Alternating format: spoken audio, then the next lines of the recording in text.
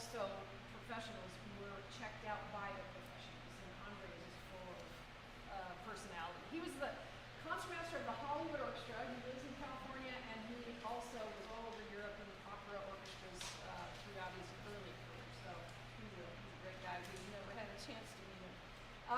Okay, we're going to do a lot. So get your instruments. Let's tune up if you haven't already, and we will start by talking about balance and then equipment. So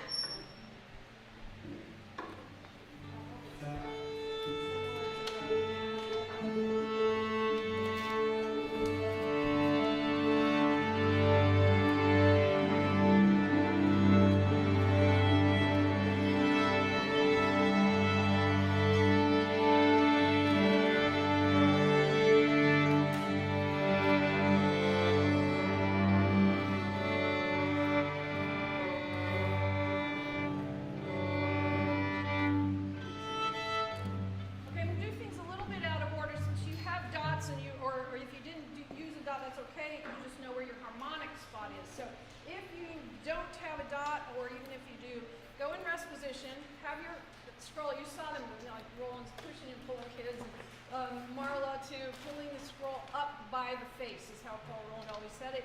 Put your hand in middle position where your little finger will land about at the dot. And for cellists, it would be third finger, right, Ida? Did you say third finger on the dot? Okay. And so what we'll do is just lightly touch there and pluck and make sure you're getting some harmonic. Pluck with your thumb to see if you're getting a harmonic sound. Okay. So that's just to test where that spot is. Okay. Now, you saw two different ways of establishing the instrument hold in the shoulder position. I'm going to do the first way over here. The second way is the Statue of Liberty, and there are certain things they did in the films and certain things they didn't do that I want to clarify also. So I told my students not to start here and then slide after they start plucking. That's too much for kids. For my young kids, my beginners, I had them put their right hand down here on the lower bow. This is upper strings only, obviously. And then start plucking, and I didn't like that they had to aim for just one string because they would miss it. They were all constantly hitting another string. So I said just strum there. And for very young hands, this little finger's not very strong, and it was hard for them to strum and keep it rounded without it collapsing.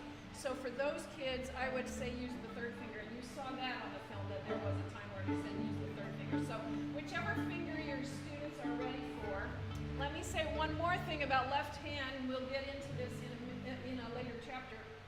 There is the movement of plucking from just the base joint of the finger. In other words, it's an extensor muscle on the back side of the hand working to pull. So it's the pinky finger or the ring finger pulling this way without any movement of my left arm. Notice that my arm isn't moving. So that is one skill that we have to teach our students, to get strength in the extensor muscles. So do that one now. Try it with your pinky and make it strong. One of my pet peeves as a teacher is students plucking like this. Oh, really? Play it so loud that you feel like you're going to break the string. Okay, now stop there. That's not the whole point of this part, but that is something that I feel very strongly about teaching kids how to do that action. This is not how kids are born. They're born doing this. Forward. That's the front side of the hand that has this natural strength. The back side of the hand doesn't have that strength. I learned that in piano lessons. Lift, lift, lift. You know, watch out for that ring finger because it's got a problem of the tendon underneath the other tendons. All sorts of issues with that back side of the hand. Okay, now, what we're going to do now is medium, loud, plucking lightly across the harmonic spot and guiding the instrument into a playing position and trying not to do what they showed in the film, which was the student put it in the wrong place. Because that first time of putting it in the wrong place is going to stick in their minds much stronger as a memory than a second time that's right. So, or a third time or fourth time that it takes. So let's go ahead and do that, starting strumming, and then keep strumming as you move up into your playing position on your shoulder shelf, and your head goes down. Okay, stop there. Now, are your kids going to do it just by by following you at standing at the front of the room just like that? Absolutely not. They never do. So that's not how I would take you through pedagogically to teach students how to place the instrument in playing position. But that is a way if you're one-on-one with somebody, because one-on-one I can guide your instrument exactly to the spot, and as I'm going and looking for the position in your head, obviously the one guy's head was really cocked, and I would say, turn your nose, I would do the Suzuki guy. I love the Suzuki thing, which is, you know, everything's in a line. The elbow is over the foot, and that's where the nose is. I was in a workshop with Suzuki himself where he was teaching teachers to eat chocolate. That's where your hand goes, okay? And then the scroll, the instrument is pointing that direction too. That's the goal. I mean, so knowing the goal is good before we start doing this. But this process can be a first-time thing if you're one-on-one with students. The next thing then is let's go ahead and talk about equipment, and then we'll do the Statue of Liberty one, which is the way I taught, and pedagogically makes sense if you're especially a class teacher. So the equipment, oh my gosh, we have tons of issues to talk about, and you will have your opinions, but I will tell you the Rolland suggestions of the principles of these instruments. First of all, the size of the instrument has to fit the student. A little bit too small is better than a little bit too large in any circumstance of string instruments. The second finger should reach around the scroll with the left arm slightly bent. That was his suggestion. So that would mean my middle finger reaching around the scroll. How far around doesn't really matter as long as it's kind of curving around there. And my left arm could be slightly bent. So this violin is a little smaller than your average full-size instrument because I used to play on her violin. Actually, it was my mom's violin, and it's just a big old German violin, and it's just a little bit bigger than this one. And when I found this in Indianapolis, I said, I have to have that violin. It just felt so different than this big clunker thing that I couldn't play perfect fifths with a single finger, and I couldn't get my arm all the way to the end of the G string keyboard. So that's the guideline for any instrument that the child can go a little bit. Now, of course, the size, the breadth of their shoulders matters a lot, especially if it's a viola player. Because if they have very narrow shoulders, I would go even a little smaller. They don't have the shelf that helps support the weight of the instrument if you're using the cantilever principle especially, which we'll practice in a minute. Okay, next thing is the tuners. 4 fine tuners was absolute requirement in the Rolland project. I hope that if you're working with beginners that you are using 4 fine tuners so that they can begin doing their own tuning, and the principle in the whole project was to not take the instrument out of the student's hand to tune them. Have them listen while you tune. They don't have to actually know how to tune yet, but they should be aware of what it takes to get it in tune first. And after that, then there are several steps, and that's also going to happen here. I'll show you those a little bit. Fingerboard markers, that signal dot at the balance point, at the middle, that's the section of the fingerboard that Rolland called middle position. So it's the harmonic spot for where you're plucking, but the middle position is the hand, and that means that the thumb is in the saddle, or the curve of the neck, or other terms you might be using for this neck block here. And the thumb will be in various positions depending on what we're doing. It might be on the side, it might be in the curve, tip of the thumb in the curve. For our purposes for placing the instrument in playing position, we will be using middle position. Here's the reason why. When we do Statue of Liberty, you saw the kids doing this. Did anybody gasp thinking maybe they're going to drop it? See lots of tension in the hands to make sure it doesn't drop. I did see that in Danny. Danny, the guy who plays everything and does everything perfectly, he was my quartet mate when I was an undergrad at the U of I, and he always did everything perfectly. He's an unbelievable guy, and he ended up teaching at Eastern Michigan University for most of his career. I think he's still there, actually. Yeah, he is. Sorry? Yeah, Yes, he is. Oh, yeah. So Danny, his hand was like this, like, don't drop it. And so, you know, I'm sure they were told how to look in the camera. There's one place where a little girl goes, you know, they were telling them. But the point is that that this middle position is really an important spot for everything Rolland pedagogy when you start talking about left side, shifting, vibrato, strumming, left arm swinging, all the stuff that we do is going to start in middle and then move back. Because isn't this a better position for the body than this? Absolutely. This, over time, it's like hold your arms up and see how it feels after 1 minute. That's what this is going to feel like when it's out here in first position. So now we will continue on to the chin rest. Okay. But somebody knows Lynn Denning, a couple of you knew Lynn Denning, okay, as she developed a business connected with Gary Frisch who makes chin rests, she told him how to make them based on what she learned from Paul Rolland as his grad assistant. I was an undergrad, so I was not in that, I wasn't running in those circles, and I didn't hear all those conversations. In hindsight, I wish I could have been a fly on the wall. But Lynn has taught me a lot about how those conversations went with Paul Rolland as he opened his drawer and she saw all these little gizmos, the screws and the little gadgets that connect to the chin rest and the clamps and the hard styrofoam. I did have at one point a hard styrofoam wedge-shaped thing that he put on the back of my instrument. And she developed this company that does bespoke chin rests. They're designed exactly for your shape. You have to go through a whole training process to get there, though. It's expensive. You have to have at least a couple of hours of lesson with Lynn or her people that do that fitting to see what your shape looks like from the front, from the side, from the back, to figure out how not to have wonky necks that go like this or tips the wrong direction, and what is the shape of your jaw and all of that. How long is your neck? So, after Rolland experimented with me at length on shoulder rests and chin rests, first thing he said is get something that's high with a high hump.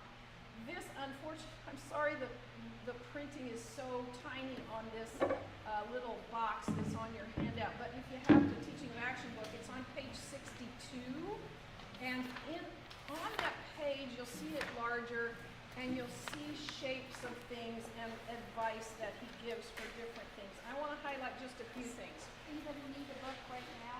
Oh, we have a book. I've got mine right here too. Okay. If you want to read the detail of that page 62 it should be.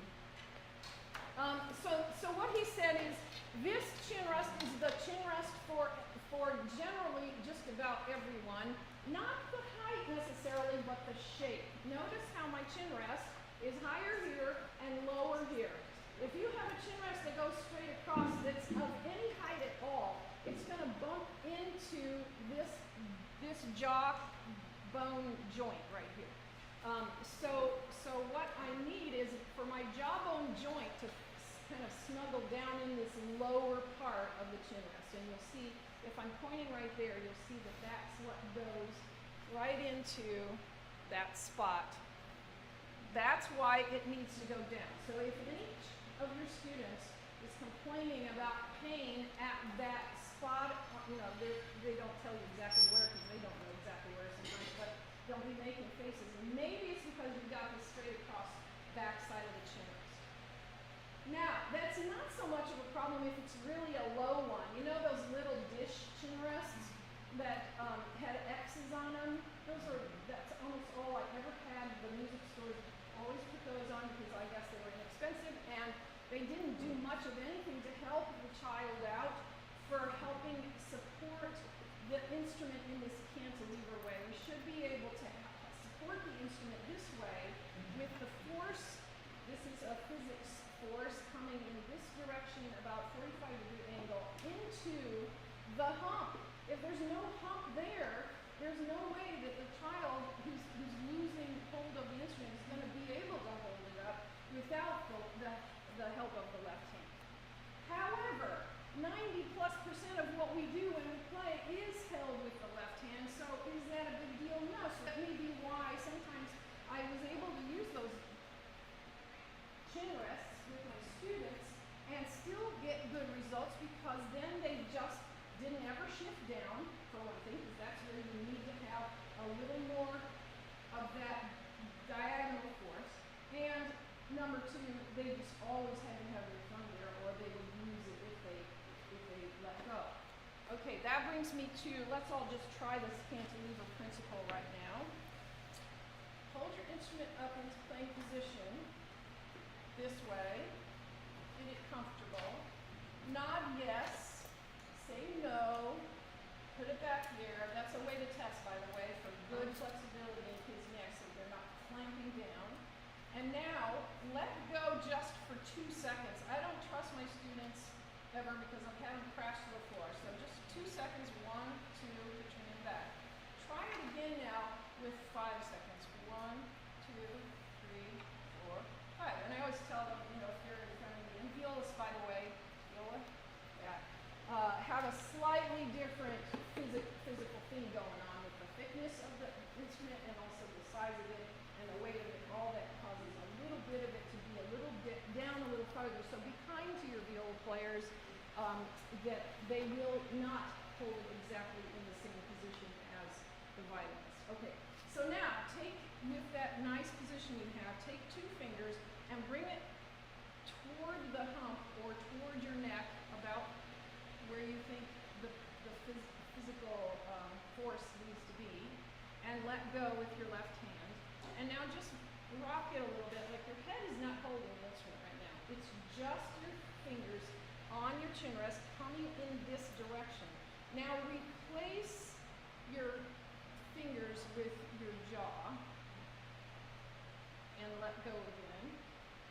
And you should feel like you're kind of pulling backwards. I like the image of a guard at Windsor Castle, you know, with the big hat and with the chin strap that goes like right here, and that they stand like this, military style. Their chin is pulled in. So show your students from the side, or you know, however you can, that is allowing you to be able to support the instrument without your hand. Now replace and swing. Now the story about the arm swinging is Marla said she wished they never had done that arm swinging in the films, because many times apparently they had teachers call them up in anger, like, my students just dropped their instruments, why? What am I doing wrong? And they broke it, and lots of problems with that one. However, if you know that the majority, by far majority of our playing is always going to have the left hand there, and we only need to have that much force coming into our instrument this way when we shift down. That's one, and the other is, as I mentioned, that the other is if we just want to do this kind of thing, swing, or you know, I just can't imagine playing without my left hand. I mean, it's going to be yes, but I won't have my left hand there anyway. So it's just not really required for most anything. The next thing then is that you can see that there is the higher chin rest, the lower chin rest, the one that goes over the tailpiece so it's more centered. All of those things really do, at some point in your students playing, have to be checked. Here's another issue: they grow. So what works in one year might not work as they grow over the summer, and then the physics will change in your bodies. Any questions about chin rest equipment? You all are experienced teachers and you've heard this before, it sounds like. There is an issue with the shoulder rest, and the shoulder rest one with Paul Rolland is that we have some disagreements amongst the Rolland students, because Paul Rolland, here's why, changed what he said over the years. Can you imagine a teacher doing that?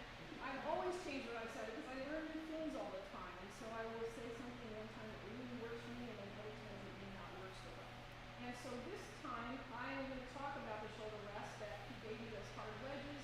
They weren't working. At some point he said, okay, you've got the chin rest that you need. It's working really well for you. Go buy every single one in town because it's a discontinued model. This is a Roth Waller number 2. No, number 2. They used to be graded. Any of you who've been around for a while might know that I think they were 4 or 5, so they were even taller. At one point I had a 4. But I think I had 5 or 6 of those that I bought in the Urbana shops and in my hometown. And after that, and they broke. They all broke. These are the last two left. She's got one and I've got one. They're the best things ever. But there are some similar to this that you can find, and they do work for people. I have a viola adult student in his 70s. He's only played for 10 years or so, and he was having pain. I said, well, come on, what lesson do you have? Trying to figure it out. First thing I looked at was his chin rest, and oh my gosh, the thing was not fitting me at all. I said, well, I think you know what your problem is. It's not you. So go to the local store and see if you can find something similar to this. And we found something that's almost identical in this shape. I don't have a name for it. I can maybe get it and send it to Amber and get it out to you. But the idea that he had this was okay for me, but I said, now I have to see it play. And he went like this. He goes, viola, no droopier than this. And it's like, I have no tension on that time. I said, what? Yeah, well, that's what this does. That's what the cantilever does for you. So please don't underestimate the importance of that. The shoulder rest has to be low. Paul Rolland's theory, and it isn't a theory, it's actually proven principle, is that it's not good for the body to have to overexert itself. The most comfortable, free from excessive tension, is in this position, not this position. If your shoulder rest is higher, your arm is higher. That's causing tension that is a piece of cake for me to do right now for 3 seconds. But if we have to play for a 2.5-hour rehearsal that way, eventually, we're hurting our students by saying to build it up from the bottom. So that's why we build it up at the top side of the instrument, meaning the instrument itself is down as close to the body as it can be. That, therefore, works on a coon where this is the distance from my body to the instrument, from where the instrument is only to this area right here. That's the apex when I turn it over this way. That's where my body is right there. So that's a lot shorter than, you see I have the coon cranked all the way down as low as I can get it on both sides.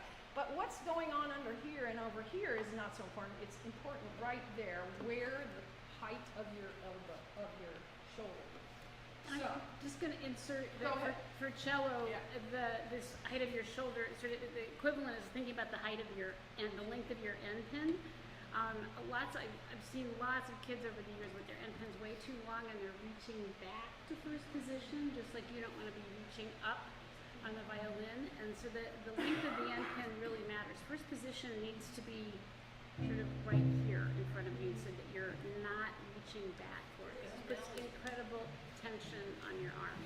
So for bass, the nudge should be at your hairline. I just saw a kid who was playing like this, and I was like, I was feeling for him. Joanne, do you want us to say anything about just seating, or you want to?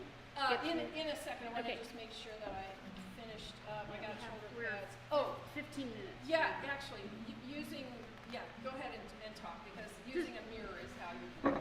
Just really quickly, to the cellist, you want to have your kids sit on the front half of the chair. I can't tell you how many kids sit back like this. So I have a dog who loves to sit on the back half of my chair, and so I just tell my kids to have to leave room for their dog to sit, or my dog to come sit while they're practicing. But that allows you to sit. I think of a tripod for my support. The feet are directly under my knees, and my sit bones on the chair are my 3-point contact with the floor. And you need to be able to step out of the chair without doing some kind of adjustment before you can stand. You want to just be able to hold out of the instrument. The cello comes in at so when I start, I pull out the end pin about 8 inches, knowing that once we find the contact points for the instrument with the body, we'll have to adjust the end pin a little bit, but you got to start somewhere. So the 3 contact points are this to the right of the back center of the cello is going to touch your sternum.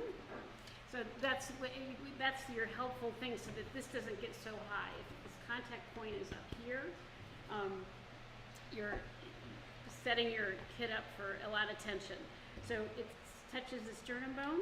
The cello has a slight tilt to it, so that the back A string, and you want to put your end pin on the A string, the left front leg, not on the C string side, because the cello tilt slightly this way so that you're not reaching around your instrument to play on the A string. And the cello hits the back corner, with the left knee hits just the back corner. The right knee hits the entire bout side of the C string side. So your cello is turned slightly this way for playing. And then when we're playing really intensely on the A, with just this class on the Shostakovich cello concerto last weekend, and the teacher was like, you practicing rotating your cello, so if you need to do really something intense in your A string, you're going to rotate it even further so that you get the maximum intensity on your instrument. So those are the 3 contact points: feet flat on the floor, below your knees, and sitting on the front half of your chair. Base. Okay, so should we go through the whole playing position or just Yeah, go ahead. Okay, so Rolland believed in standing for bases at first because it created a fixed and avoiding a fixed and restricted instrument hold on with the stool. So I always teach my bases to stand first and then go to seated if needed, seated position if needed. Standing promotes, there's a quote from Rolland, a dynamically live attitude involving the legs, constantly shift weight slightly, the diaphragm, and the back muscles. So the height of the base, like I said, should be at the nut at the hairline, which might be a little bit too high for me at the moment. And a smaller instrument is better than a bigger instrument for the bass player. So if they're at if they're on a quarter size and it's just the end goes out all the way and they're still not covering the hairline, then they're ready to move up to a half size. My middle schoolers are pretty much mostly on 3/4 size by the time they reach 8th grade. Half size is more in maybe some 7th graders switch to that before that quarter size. They do make 10th size bases and 8th size bases as well. Some of the elementary kids play on those. So for establishing balance and playing position, the feet should be in a V, shoulder width apart, to form a triangle with the end pin. The end pin is in front of the left foot, so the toe is pointing to the left foot. The hand, have the arm straight out and at the curve, and have them be looking like that. Make sure the balance comes into play, even more so with bass, because of the increased motion, like the large motions with the shifting of the bass and the requirement to balance such a heavy instrument. So Rolland said it was even more important for bass to have good body balance. So the left foot is behind the end pin and straight out so the bass is vertical. Then rotate the bass so that this back corner is going to be brought into where the belt loop is and touch where the belt loop would be. And I describe it like that. So the left belt loop right here, and show it, everybody understands that, and then bring it in and let the back corner rest on that belt loop, and then shift your weight, adjust your weight, and then that's playing position basically. The balance then of course is with the no hands part. That's their equivalent for bass, is how long you can hold it and catch it.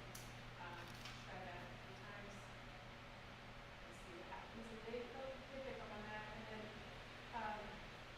with the shifting and the support of the instrument, I tell them, when because they're in 4th position or the D position, as they shift, I tell them they can kind of bring in the bass a little bit, and then at the waist, there's a little movement up at that point, sliding them off that, and then shifting from the left to right. It should be dynamic. Great, thank you. Okay, so I have a handout for cello about the size of figuring out what instrument size you need for your students. And I really think the size of your hand is what you need to measure. So that there's a diagram on what I'm going to give you at the end of this session, that measurement. Because the height of the kid, that really doesn't matter. It's the spread, what they can do with their fingers is what's going to put tension in the hand or not. I have 2 things to add. I forgot, sorry, I'll look quickly. When determining the height of the bass, the other picture that I think is helpful, if you turn the kid's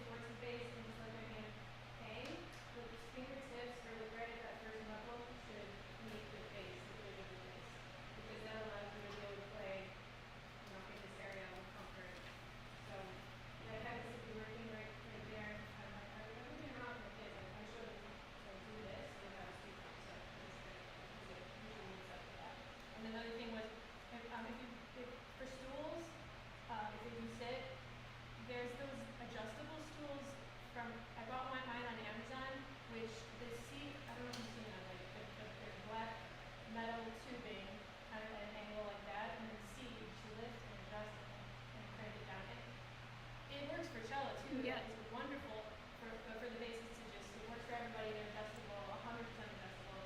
And, like you said, for my bases, if they need it. And I've used that to measure chair height for cellists too. It's a great chair for cello. Yeah.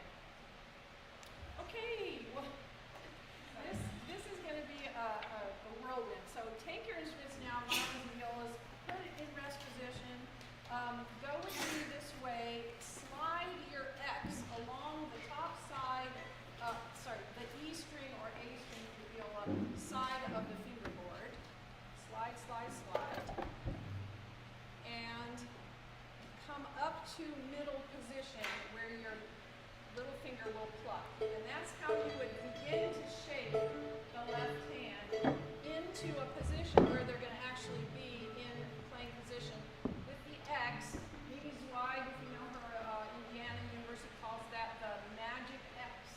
She never worked with Paul Rolland or met him or studied with him, but she watched all of his films and incorporated a lot of pedagogy of his pedagogy, and the X is one of the things that she took ownership of and called it by another name, and magic X is what stuck. We always call that the magic X. So going there and then letting the thumb hit there. Now instead of plucking, just put your fingertips on top of the strings. Some people say flat hand, but that doesn't imitate a good bow hand, so I want to shape the left hand already when we're doing the statue. This is going to prepare the statue. Okay, so now when we're here in rest position, we're going to talk about all the different processes of tuning. I mentioned I would say that, so I'll just read them off to you really quick. The first stage is that the student does the plucking, the teacher does the turning. The second stage is the student plucks with the left hand while adjusting with the right hand. You saw those two on the film. After they do that, they have to learn how to hold the bow and play with the bow. So the next stage then is that the student bows while the teacher tunes. And then after that, the student bows while adjusting their own pitch with their left hand. Now they have to learn how to do this. And that movement there into the tuner area with the bow on the outside of this hand is just very strange to your students. You may have experienced that. But teaching them that process is very, very good, and it can be very systematic. As Ivy said, Rolland was very step by step. After that, then you're going to teach the pegs. So all of these first 4 steps are just with the fine tuners. And then they'll be ready, maybe if they're strong enough and old enough to understand how a wedge peg works with its, having no mechanism on it like a guitar or a bass, that it isn't going to work the same way, and they have to understand about when they tighten, they have to wedge in, and when they loosen, they have to wedge back out. So that's the last stage. The stance is the next thing, and that I wanted to mention, the feet in the V, the way they showed it, just taking a small step is what Marla says. I love that part. But for me, that's just not enough space in between for me to feel balanced when I have the instrument in playing position. It has to do with my stature probably, but I always feel like I have to go a little farther.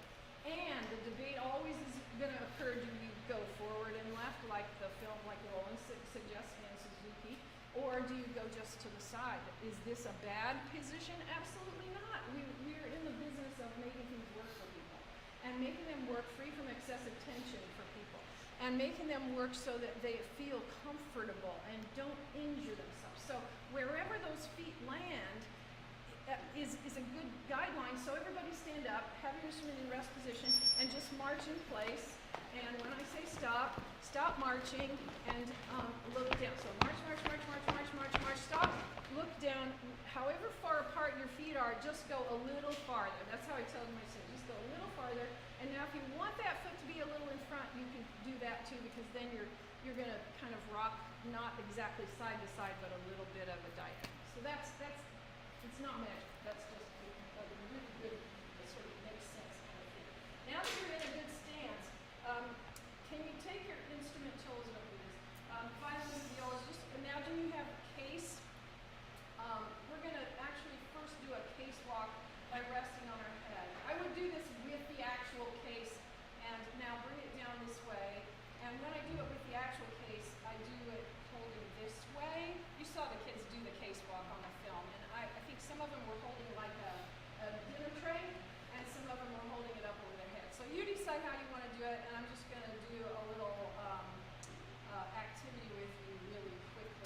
cellists, I use a book. Cellos use a book. I actually did my cellos with a cello, and I feared for my life. It's a little dangerous. Yeah, dangerous. Okay, so go ahead and just march, march, march. Imagine we're marching to some music. Do-dee-dee-dee-dee. Everybody go for a walk in the park. Stop. Now, very quickly, they didn't say this in the film. There's no narration during this time. Here's what happens. We're going from strength to relaxation.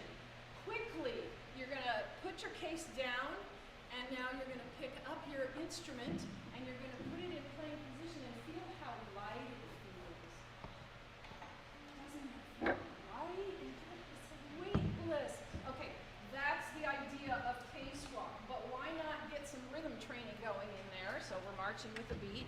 Why not get some strength to relaxation also in another way? And here's the other way to do that. You know, gotta use your muscle. Now we're gonna relax into a playing position.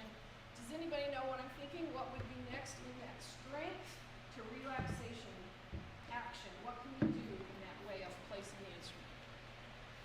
Are you thinking Statue of Liberty maybe? Yeah, so that's what this also is all about. It's about using the muscle and relaxing the muscle. So let's get in rest position. Get your feet into a V, but don't take your step yet. There's a difference between Suzuki World and how Rolland did this. Have your left hand, you can rub your X if you want to, but get it into that middle position. This is where we start the instrument positioning. Now take your right hand and put it on the lower bow, because we're going to do something that you may not have done before. We're going to take a step and sweep the instrument into the statue with the right hand holding the button at all at one movement. Cellos, you're It going looks to like fully extend your left arm, so you're in your seated rest position, and this is what, when you're doing this with a group, your cellists are going to fully extend their left arm, Extend. holding the cello this way, looking at the back And of then their come back. Okay, so let's all do it. Rest position, lower hand on, right hand on the lower bout, left hand in playing position, heels are together. It's really important that you take the step and put the instrument up at the same time. That's the whole body movement. That's why. It's the total body action. Instrument up, hold the button, face toward the back of the instrument. Now, with the help of the right hand, turn the button around and place it approximately at the center of your neck. And now drop the right hand, and now you're ready to play. That's how Rolland gets people in Bring it playing into your position. sternum. Now, can we see now another advantage of the left hand? What is the advantage of having the left hand in middle versus teaching students to get it in playing position by holding it here? This is how I taught, actually, even though I had Rolland Pedagogy in my undergrad, I still taught the Suzuki method because I was taking teacher training in Suzuki, and they were recommending holding here, and I decided it needed to be this way with the thumb for a very good reason, but it's not so important because I don't teach it this way anymore. Why would I have it here? Guesses? Strength. My hand is stronger. I feel more secure this way. Yeah, that's the reason I did it that way instead of this way, because this is a little, you have to teach it. They have to get comfortable here. What's the disadvantage to doing it here when I turn it around and put my hand here? What does it look like? The darn stinking thing that happens in this violin viola playing. I hate that thing. That thing is the wrist goes in, and when I teach it this way, I don't anymore from a few years ago, I get problem children who have that as their first feel. That first feel really matters. So Rolland said, here's no problem, just teach it this way. Now they're ready to, all they have to do is lift their fingers, and you can do all kinds of sounds, and you can strum, and you can do left arm swinging, etc. So I'm an absolute advocate of that middle positioning in the statue.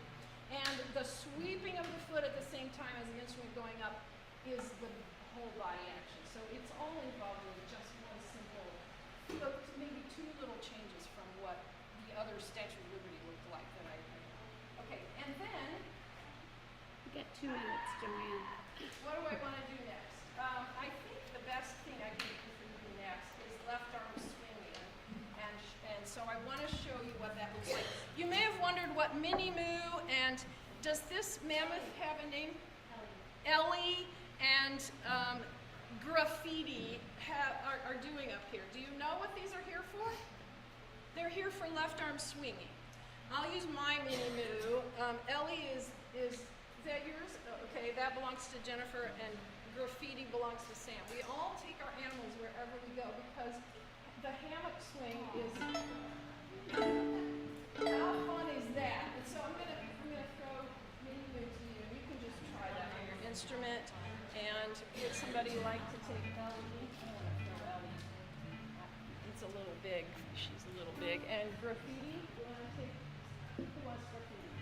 Oh. Okay. Swing away. It is so fun for kids. Why not have some engaging little hammock swings going on? And guess what? Their left shoulders are so open and doesn't it feel nice? Go ahead and throw your animals to other people so they can feel it.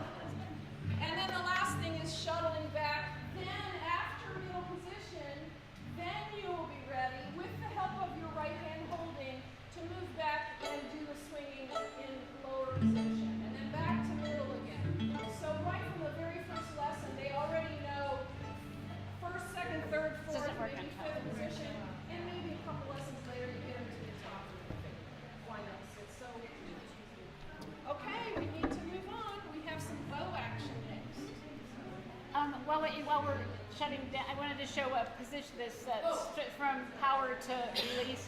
There's another great exercise that lots of cellists do, and this is actually a tension release exercise. If you all want to stand up, it's a really good exercise to do. Put your instruments down, but you can just stand tall and then raise your shoulders. Try to touch them to your ears. Bring your arms back, and then you're going to bring the backs of your hands together, sort of eye height in front of you. And then on the count of 3, you're going to drop to playing position, whatever instrument you play, and release all the tension that you're feeling right now in your arms. 1, 2, 3. Yeah, and you'll feel incredible release. So it's a great exercise to do before, and thinking about when you come to play your cello, you want to come from that peasant above to That avoids them picking their instrument up out of their case and putting it here. That's what I do. yeah. Okay. Alright, so now we're going to learn how to hold a bow. So you will need to make dots on your right hand. I'll show the film so you can mark while you're watching the film. But so for the right thumb, X on the finger side corner of the thumb. I use a dot, by the way, because it's easier. And then index finger halfway between the little joint on the side. This choice. A dot on the pinky, tip of the pinky, and if you're a cello player and you want to mark the cellist, you can mark them on the first crease of the pinky. And then in between this dot and that dot, there's going to be a line. So I've done it before where I put dots on the middle 2 first creases, but the line is sort of more like the bow. So try coming up with a line.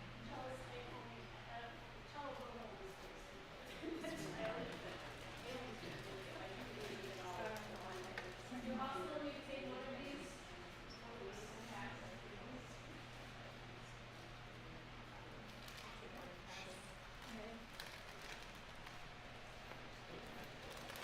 I don't know if you heard it. Oh my God, wrong. Somebody else will be on it. Is it on? Did you start it? Yeah. Oh, here.